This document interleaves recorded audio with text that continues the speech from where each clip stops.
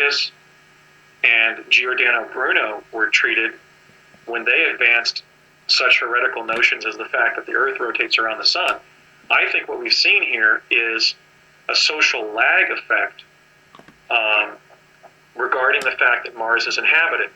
Alfred and I, in our original lecture, we were lecturing about this. There are really many reasons why there is this official denial regarding the fact that Mars is inhabited. In fact, the academic who briefed me in 1997-98, that was the last of the 7 briefings that I got, he briefed me on the fact that my announcement that Mars is inhabited, that was going to occur at some time in the future, was going to engender substantial public fear, ridicule, and even hostility and contempt of me. And so part of the purpose, I didn't mention it, but part of the purpose... And that's what I was referring to. But continue. Yeah. Part of the purpose of the briefing in 97-98 was to let me know that when I decided to move ahead in the future and make my announcement of the fact that Mars is inhabited, embodied in my paper, The Discovery of Life on Mars, and my later research monographs that I'm currently writing, and the public lectures and the public position that I'm taking, he was warning me that, look, when this happens in the future, you're going to be subject to withering contempt. So you just have to keep your chin up and know that ultimately, especially with the improvement of better photo resolution of your images and images by others, your case is proven to an historical and a scientific certainty.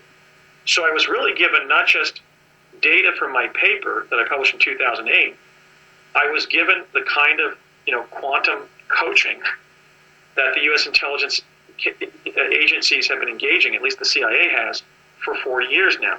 They were reaching out to me again as a person of interest and making sure that I would psychologically survive the contempt and ridicule that would be lumped on my head when I published my paper.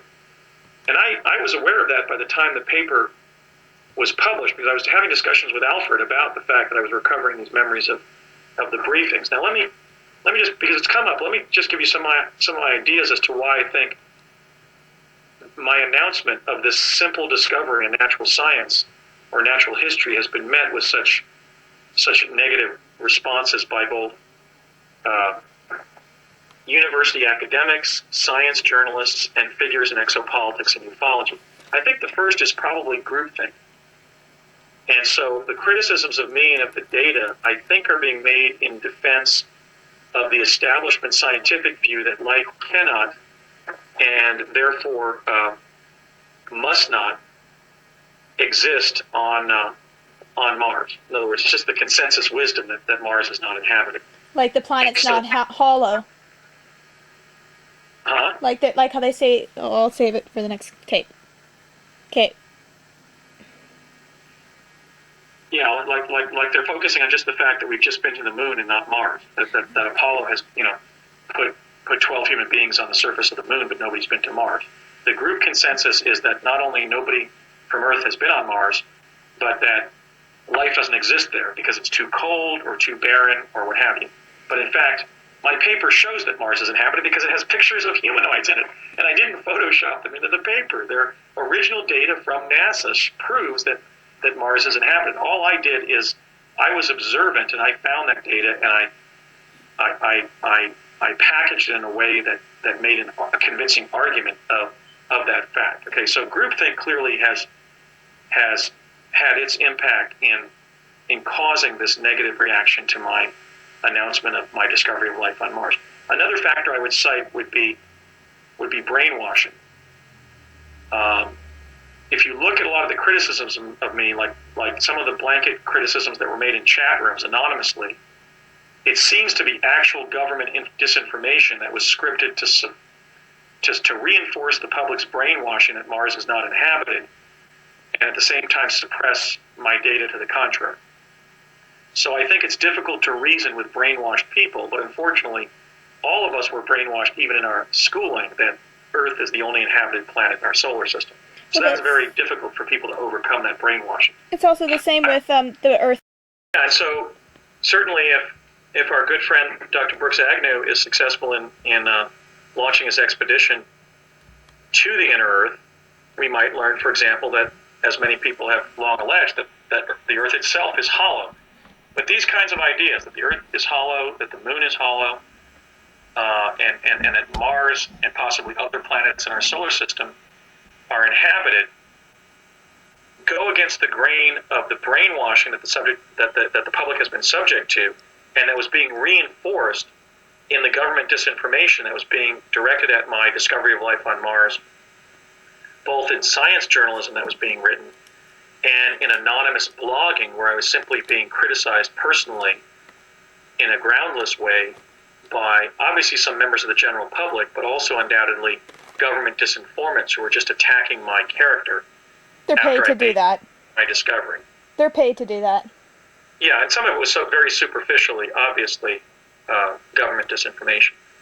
The third factor I would cite as to why such a positive event in natural history and in our exploration of the solar system, which was the original purpose of NASA. NASA's original mission, the first objective that it was charged with under the NASA Enabling Act of 1958 was to foster the expansion of human knowledge about space.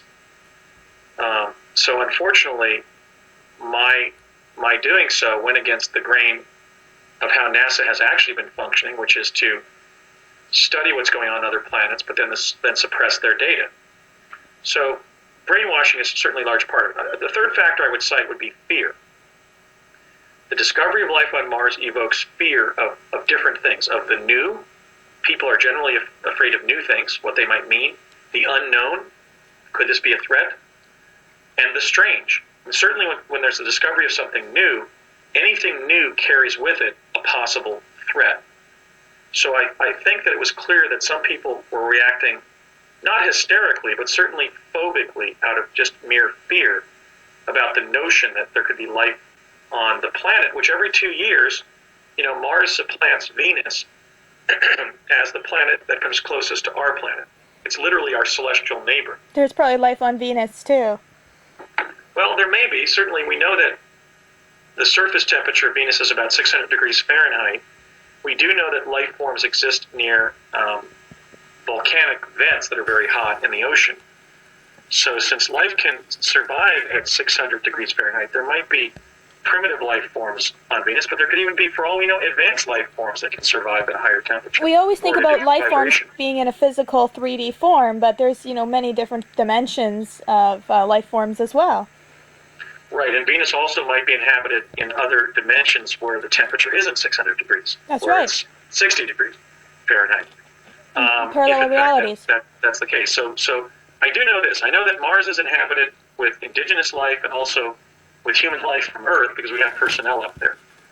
The fourth factor I would cite is mere frustration. I mean, I was able to derive really quality data with the technology that I have.